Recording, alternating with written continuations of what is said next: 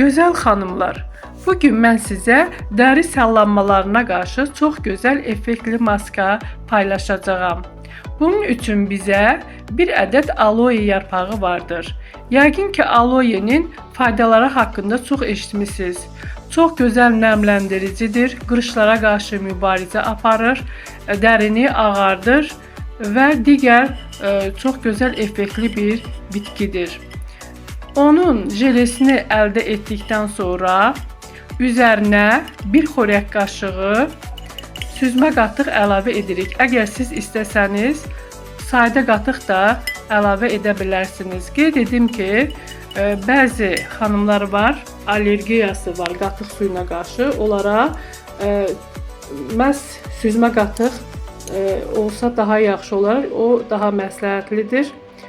Bu maskanın üzərinə gliserin yağı yarım çay qaşığı əlavə edirik və E vitaminindən də 5-6 damcı. Maska çox gözəl, effektli bir maskadır. Qırışlarla mübarizə aparır, nəmləndirici və ağardıcı təsiri göstərir.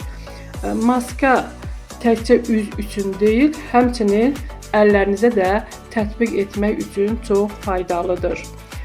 Bu maskanı bir ay ərzində həftədə 2 dəfə edilərsə, çox gözəl effekt verər. Həmişə qeyd etdiyim kimi, maskanı təmizlədikdən sonra üzünüzə mütləq nəmləndirici çəkin. Bu mütləq lazımdır. Çünki maskanı etmək şərt deyil. Ondan sonra lazımdır ki, nəmləndirici hər hansı bir yağ və yaxud da kremi dərinizə tətbiq edərsiniz ki, üzünüz daim nəmli qalsın və qırışmasın.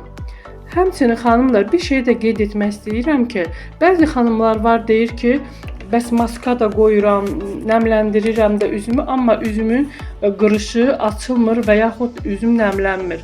Bunun üçün məsləhətdir ki, belə maskalardan sonra 10-15 dəqiqə dərinizi masaj edəsiniz. Hər hansı bir üzünüzə uyğun gələn, dərinizə uyğun gələn yağ vasitəsilə masaj etsəniz, həm üzünüzün dərisi çox gözəl cavanlaşacaq və bu maskalardan sonra tətbiq etsəz, masajı daha gözəl